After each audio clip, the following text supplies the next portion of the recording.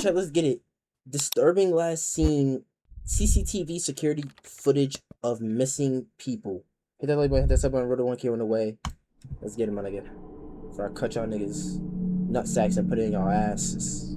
On the evening of December 7th, 2000, Trevor Deely went to his office's Christmas party at a nightclub down the street from the Bank of Ireland in Dublin, where he'd been working in the IT department for about a year. Upon leaving the party at 3:30 a.m., Trevor couldn't get a ride back to his apartment due to a massive taxi driver's strike, and his only option was to walk home through an area notorious for crime and gang violence. Hell no. It was a 20-minute walk home, and since the bank was pretty much just up the street, Trevor decided to make a quick stop at his office to grab his umbrella before walking home in the rain. Strangely, the bank's CCTV footage shows a man dressed in black standing behind one of the pillars of the bank's gate. The man can be seen standing there for almost half an hour before Trevor arrives. A little after 3:30, this nigga was tracked down in this motherfucker. The man in black pulls out his cell phone to take a call, and a few seconds later, Trevor walks by also on the phone. Police later determined that at that exact time, Trevor had made a phone call to a coworker who was still at the bank. The CCTV video shows Trevor arriving at the bank's front gate, and a second man dressed in black steps out of the shadows to talk to him. Trevor ends his call as he opens the gate and talks to the man in black. It doesn't look like they know each other, but Trevor doesn't seem to be scared or concerned. The man simply stands by the gate as Trevor walks in. Bitch, don't you ever just, nigga, if you just come out the fucking dark shadows, nigga, on some movie shit, while I'm just walking, man, I'm automatically running. Like, what the fuck is you doing, nigga? I'm automatically running, nigga. On some movie shit. Like, you just wasn't there and you just popped up out of nowhere. Like, nigga, imagine, chat, somebody just popped up right behind my chair right now. Nigga, I'm gone. Like, what? And a few minutes later, the man in black walks out of the camera's view. Trevor's coworker reported that he and Trevor shared a cup of tea that night and talked about the party for a while, and that Trevor had also logged onto his work computer for a couple of minutes just before he left the bank at about 4 a.m. The CCTV footage shows Trevor stepping out onto the street and opening his umbrella before walking home. He didn't appear to be followed, and a few minutes later at about 4:06 a.m., he made a call to a friend to let him know that everything was alright and that he was on his way home. But since his friend was still asleep, he left a voicemail. That voicemail would be the last time that anyone heard from Trevor Deely. At 4:14 a.m., Trevor was seen walking by an ATM on a street about 15 minutes away from his apartment. That nigga's running. Less than 30 seconds later, a man in black appears on screen, apparently following Trevor. 16 years later in 2016, the CCTV footage was digitally enhanced, and police determined that the man in black from the bank was the same man who later followed him. This was the last footage where Trevor was seen alive. Although he missed work on Friday, his coworkers didn't seem to find it strange, considering that many other employees were still hungover from the party and had also taken the day off. But after his friends and family couldn't get in touch with him over the weekend, and he didn't show up for work on Monday, he was immediately reported missing. Trevor's friends and family led the search from the beginning, and it was actually his friends and not the police who managed to get the disturbing footage from that evening. Unfortunately, they didn't have access to the footage until 4 days after his disappearance, which meant that the police had lost valuable time in the search for Trevor Deely. There may have been more CCTV footage of Trevor from that night, but at the time, CCTV cameras recorded their footage on VHS tapes, which were often recorded over with new footage, erasing the previous footage in the process. Over the years, several theories about Trevor's disappearance have surfaced, but none of them have been confirmed. Some have speculated that he might have been intoxicated that night, which may have caused him to fall into the water under the bridge and drown. But Irish police searched all nearby bodies of water, and no signs of Trevor were ever found. So Most people believe that the mysterious man who was seen following Trevor in the CCTV footage had something to do with his disappearance. To this day, he remains unidentified. In 2017, police received a tip from an anonymous source who claimed to know what had happened to Trevor. According to this source, the man who followed Trevor that night was a gang member who murdered Trevor after he refused to help him gain access to the Bank of Ireland building. The man supposedly buried him in the woods a few miles away from where Trevor was last seen. For several weeks, 20 police officers and a search dog continued to search the site, but after 2 months of digging, the search was called off. 23 years after the incident, Trevor Deely's chilling disappearance is an open and active case. The events leading up to it, however, are still a mystery. Because I know this nigga not here. I ain't gonna lie, nigga. Nigga, what? He just say 20 years? GG. On November 28, 2012, Emma Philippoff disappeared under very strange circumstances in Victoria, British Columbia. A year before her mysterious disappearance, Emma had fulfilled her lifelong dream of moving. Bro, these CCTV shits is scary as fuck. Like, This is shit. Like, damn, this shit is in the scary. Canadian West from Perth, Ontario. Although she arrived in Victoria without a job or place to live, Emma quickly moved in with a friend and found work at a local cafe while she looked for her own place to live.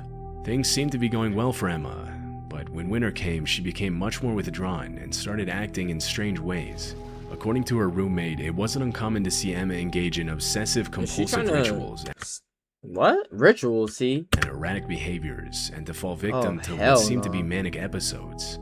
Just a few months after her arrival in Victoria, Emma abruptly left her friend's apartment, quit her job at the cafe, and began living pretty much anywhere she could find. She stayed at a hotel, camped in the woods, and even slept on boats in Victoria's harbor for a while. What the fuck is going on? By early 2012, Emma was living in a women's shelter in Victoria. That summer, Emma landed a seasonal job at Redfish Bluefish, a popular seafood restaurant in Victoria's Inner Harbor, where she seemed relatively happy for a while. It was also around that time that Emma bought a red Mazda MPV van in hopes of permanently living on the road and traveling to different cities in the US, Mexico, and Canada. When she left her seasonal job in October, she assured her co-workers that she would be back in the spring. Unfortunately, Emma's mental health struggles kept her from reaching the freedom she longed for, and her behavior grew increasingly erratic and unpredictable. In the months before her disappearance, her friends and some of the staff at the women's shelter mentioned that she had been acting paranoid over an unnamed man she had dated back when she was a culinary school student in Perth.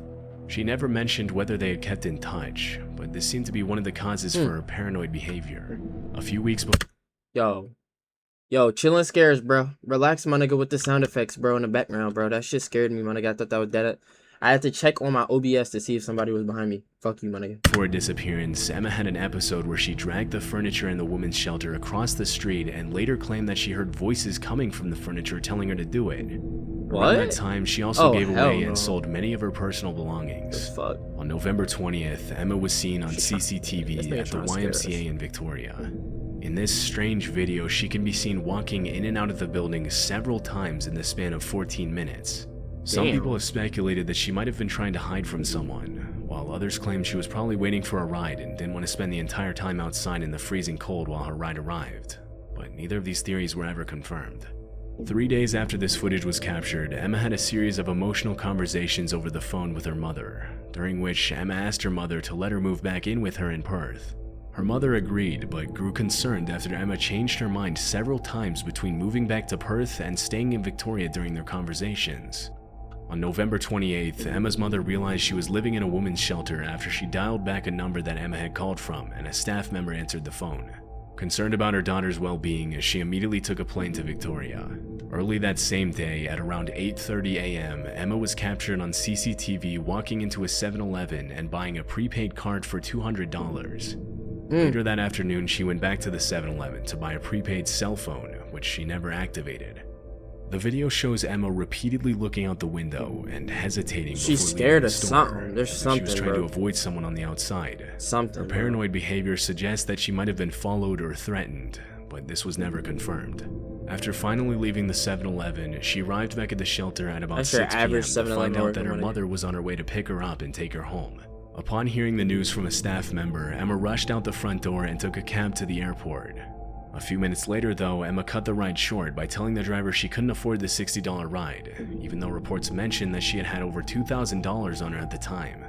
Dennis Quay, an acquaintance of Emma, later ran into her at a crossing outside the Empress Hotel at around 8 p.m. The Empress. This shit just sounds paranormal. She was barefoot, and according to Dennis, she seemed extremely agitated and refused to cross the street. Emma's paranoid behavior led Dennis to ask her if she was being followed, but she assured him that she wasn't. Not knowing what else to do, Dennis called the police to tell them there was a dazed and distressed woman walking barefoot in front of the Empress Hotel. Bro, stop playing. A few minutes later, Victoria police arrived and spoke to Emma for 45 minutes. I'm scared. Somehow, the officers decided that she was not a threat to herself or anyone else, and they let her go. That was the last time anyone ever saw Emma. 3 hours after she was last seen, her mother arrived at the women's shelter to pick her up, but Emma was nowhere to be found. After her mother reported her missing. Medium to light brown, 5'5", 100 pounds, Caucasian. Emma may be in a state of emotional distress. She is highly intelligent, but also vulnerable. Emma is easily diswashable by her long hair past her waist, and typically wear dresses and knitted hats. the search for Emma Filipoff began. November 28th, 2012, Victoria, BC, Canada. What the fuck is BC? Following morning, investigators found Emma's red Mazda van in the Chateau Victoria Hotel parking lot, where she had paid to get it towed 3 days before her disappearance on November 25th. Victoria, inside the van were all of Emma's belongings, including her laptop, passports, a pillow, and clothes, indicating that she might have been planning to move back to Perth or run away. Unfortunately, this is where Emma's case went cold, except for a few mysterious tips. In 2014, a man in a green shirt walked into a convenience store in Gastown, about 75 miles north of Victoria. According to the store owner, the man ripped off a poster advertising a $25,000 reward for finding Emma, telling the owner that Emma wasn't missing. He claimed that Emma was his girlfriend and that she had been living with him and that she ran away from her family because she hated them. Although the store owner reported this to the police, the man was never identified.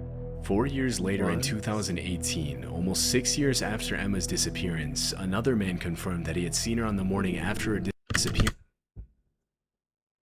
Yo, my nigga's chilling scared. Stop doing that, nigga. Gosh damn, all these fucking sound effects in the video. I keep thinking this shit's in my room, bruh. Stop it with that shit. Oh my gosh, that's the second time. Stop doing that, nigga. Damn. Claiming that up until then, he hadn't made the connection that the woman he had seen was Emma. According to the man, Emma was standing on the side of the road, barefoot and soaking wet, looking nervous and paranoid as she asked the man for a ride. She claimed she was going to visit a friend in Colwood, about 10 miles from Victoria. The man told Emma he couldn't take her that far, but he drove her a few miles and dropped her off at a nearby gas station. After that, nobody ever saw Emma again. Strangely, the identity of this friend that Emma mentioned she was going to visit is still a mystery. Although Emma's mother has searched non-stop for her daughter for several years, the cause for Emma's disappearance is still unknown. Some people speculate that she might have fallen victim to the man she mentioned she dated back in Perth, even though the police interrogated him and eventually cleared him. Another possibility is that she was kidnapped by the man in the green shirt in the footage. Due to Emma's mental state in the weeks leading up to her disappearance, other people think that her mental health struggles might have gotten the best of her. 11 years later, and police still don't know whether Emma even left the island in the first place, or if she's still out there somewhere. That's sad, bro. Prayers up, man. The haunting disappearance of the Jermyis family in 2009 gained public attention and media coverage after some disturbing footage of the family was found by police. In 2009, Bobby and Sherilyn Jermyis lived with their 6-year-old daughter Madison in Eufaula, Oklahoma. That's a daughter? Although they lived what appeared to be normal lives, the Jermyis' marriage was a rocky one, and police have long tried to figure out if their difficult circumstances were somehow tied to their disappearance. Around the time of their disappearance, the couple had been dealing with financial issues. Since 2003, the Jermyis had been on disability after Bobby was involved in a serious car accident that left him with severe chronic back pain. His wife Sherilyn had her own health issues. She had been diagnosed with bipolar disorder, but sometimes refused to take her medication. In 2009, the family decided to drive up to check out a 40-acre plot of land in Red Oaks, Oklahoma, about 30 miles away from their home in Eufaula. They specifically asked to inspect the plot of land without a real estate agent present. The Jermyis had told their friends and family that they were planning on moving there to start a new life after pulling their 6-year-old daughter Madison out of kindergarten over some kind of disagreement with their daughter's school. During the week they drove up to Red Oaks, nobody heard from the family. Because they were an unusually private family that often went off the grid without contacting anybody for weeks at a time, nobody assumed that the Jermyis had disappeared. But after a pair of hunters discovered the family's truck abandoned on a dirt road at the edge of the woods 9 days after they were last seen, it was clear that something was wrong. Inside the truck, police found a GPS, cell phones, empty pill bottles, wallets, and $32,000 in cash, which was extremely strange considering the Jermyis had been struggling financially. Disturbingly, the Jermyis' dog was found alive in the truck, dehydrated and starving after spending days in the locked vehicle. Police also reported that they found a chilling 11-page angry letter from Sherilyn to Bobby, in which she accused him of hating his daughter and being a loner and a hermit. According to a specific police report, there was a haunting sentence in the letter that read, "I would not wish my daughter to be raised in foster care because of you being in prison for attempted murder and her mother dead." At this point, it was impossible for anyone to know what had happened to the Jermyis. But immediately after it was determined that the family was missing, police started a search around the area where the truck was found. For 9 months, a search team consisting of 400 volunteers, 16 search dogs, unmanned drones, planes, horses, and a specialized search unit scoured the woods in search of the missing family. During this time, police found unsettling footage recorded by the family's home security cameras from the day that Jermyis vanished. In the video, Bobby and Sherilyn can be seen loading their truck in preparation for the trip, but something immediately seems off about the footage. The couple make over 20 trips to load the truck, sometimes putting things in the truck and then taking those same things back to the house, then back to the truck again. A few times, the husband and wife even walk from the truck to the house and back again without carrying anything in their hands. Strangely, the couple change clothes several times throughout the video, and it's hard to tell exactly with the low frame rate of the footage, but they seem to not interact with each other a single time. The psychologist that was called in to review the footage immediately attributed the couple's bizarre trance-like movements and strange behavior to illegal drug use. Bobby had a history of drug use, but it was never confirmed whether the couple was under the influence of drugs during the video. After looking deeper into the Jamisons' lives, police were only left with more questions. A pastor close to the family mentioned that shortly before their disappearance, Bobby had told him that there were spirits living on the roof of his house, and he had even requested. Bro. Hell no. That's a scary ass sign, bro. Fuck you mean spirits, nigga? That an exorcism be performed at his home multiple times.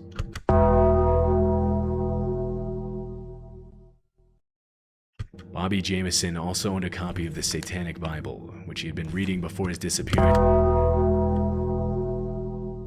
Does it stop? Oh, hell no, bro. What? It's to try and find a way to make the spirits leave his house.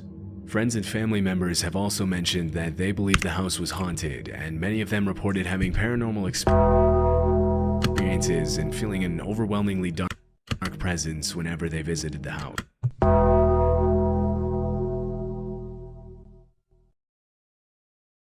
Everything's fucked up with this family. Despite the validity of these claims, it is known that Sherilyn Jamison was involved in a kind of witchcraft. She frequently held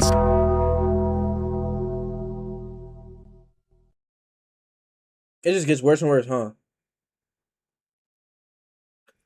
seances at her house and often spoke about her supposed paranormal experiences. Sherilyn owned cats, and after they died, she suspected that her neighbors had poisoned them, so she spray painted the words, "Witches do not like it when their cats are killed," on a large metal storage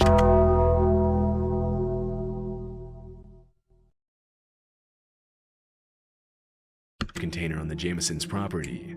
The mystery around the case continued to grow, but it wasn't until November 2013, 4 years after the Jamisons' disappearance, that two deer hunters stumbled upon the skeletal remains of 2 adults and a small child, about 3 miles from where the family's truck had been found 4 years earlier.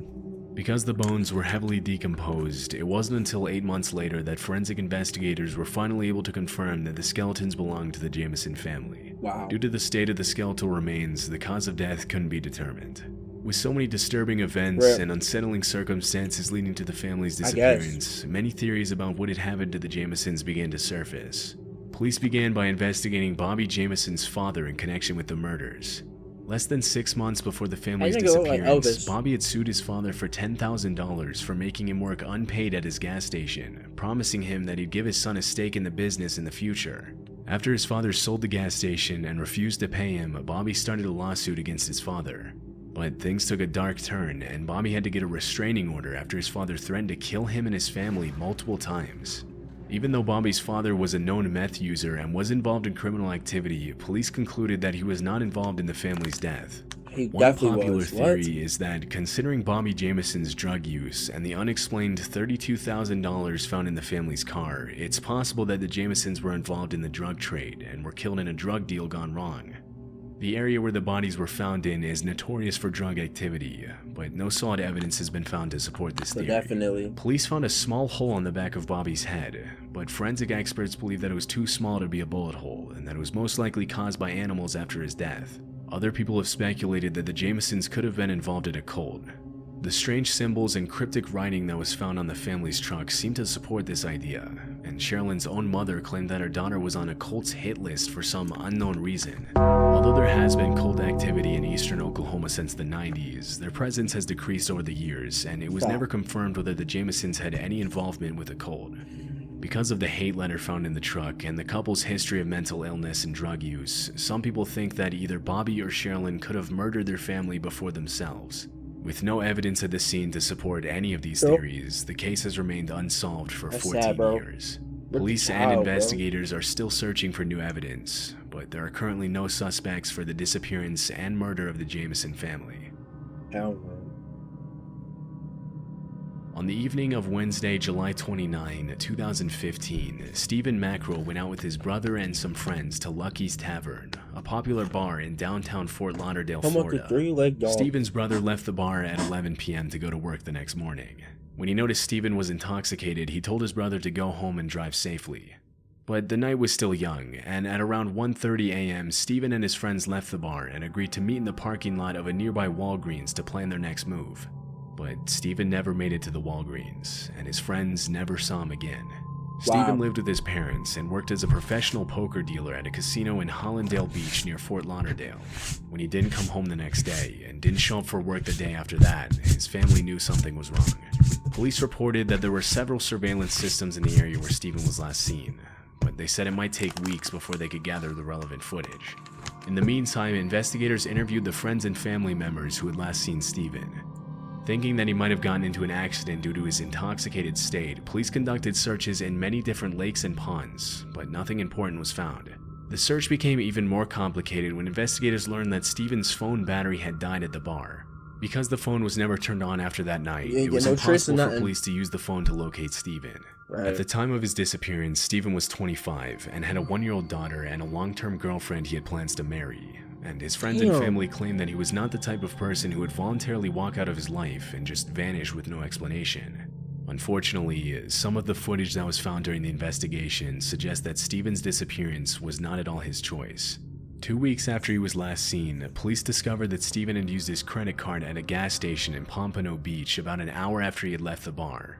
It was about a 15-mile drive from the bar to the gas station, and nobody understood why Stephen had even taken that detour in the first place.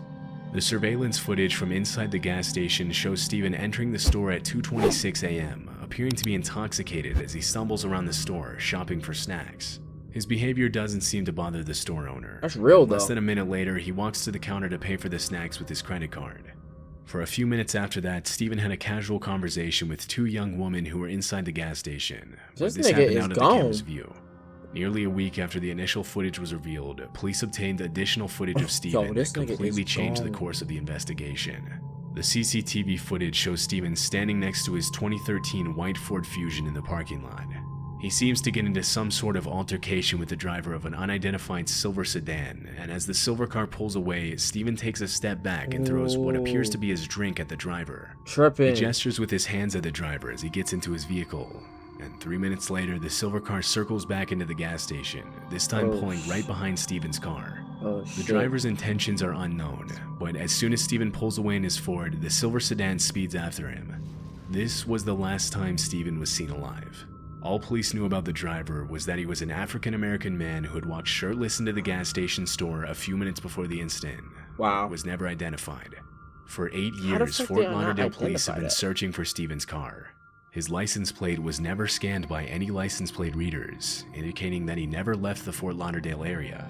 Search teams have combed through over 20 bodies of water That nigga looking for the died car, over a but fucking nothing has ever been found. drink, Disturbingly, during the searches, Niggas almost gotta 20 chill, other man. vehicles have turned up in Bro, nearby I ain't gonna lie lakes. though. What? This is Florida? If that should, I think he said it was Florida. That was Florida. That was some hood shit that just happened.